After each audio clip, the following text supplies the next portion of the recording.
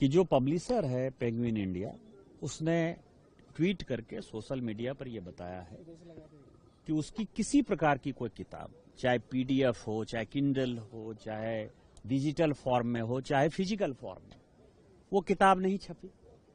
जब किताब नहीं छपी तो कहां से राहुल गांधी जी के पास आया? अभी जो नरवाने साहब का स्टेटमेंट आया है वो भी यही कहता है कि किताब छपी नहीं। तो किताब छपी नहीं तो कहीं बिकी नहीं, कहीं किसी के पास नहीं है।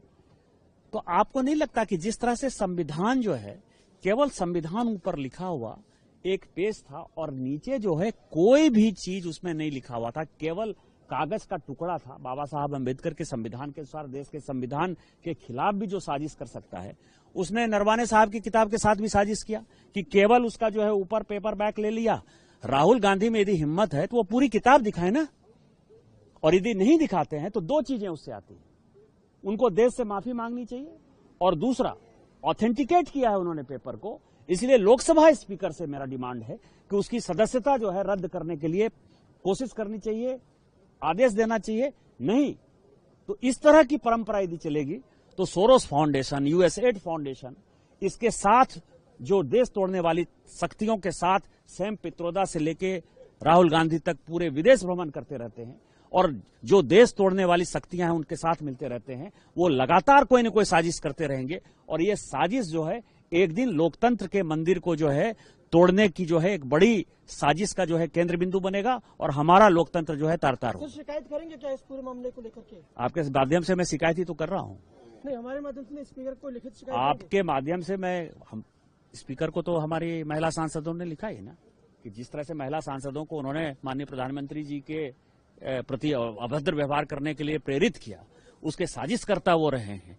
जो लोकतंत्र को कमजोर कर रहे हैं, देश के प्रधानमंत्री जी जो है उनको जो है किस तरह से परेशान किया जाए, उनके साथ अभद्र व्यवहार किया जाए, उसके लिए लिखा ही है। तो ये दोनों चीजें उनके साथ ही जुड़ जाएंगी। सर, इससे पहले भी ऐसा मामला एक सांसद के खिलाफ आया था जिसमें कि आपकी शिकायत थी और उनकी सदस्यता भी गई थी, एथिक्स कमेटी में गया था, उन्होंने सवाल पूछने को लेकर के इसी तरह का। देखिए, मैं प्रधानमंत्री जी को, माननीय प्रधानमंत्री जी को इस लोकसभा की कार्रवाई से अलग हटकर पिछले 10 सालों में जो माननीय राहुल गांधी जी की विदेश यात्रा हुई, उस विदेश यात्रा को कौन फंड कर रहा है, विदेश यात्रा में वो किन किन लोगों से मिल रहे हैं, और किसके आधार पर वो देश को गुमराह करना चाहते हैं, देश को तोड़ना चाहते हैं, वो जो साजिश है, उस साजिश के लिए मैं माननीय प्रधानमंत्री जी को जो है पत्र लिख रहा हूं।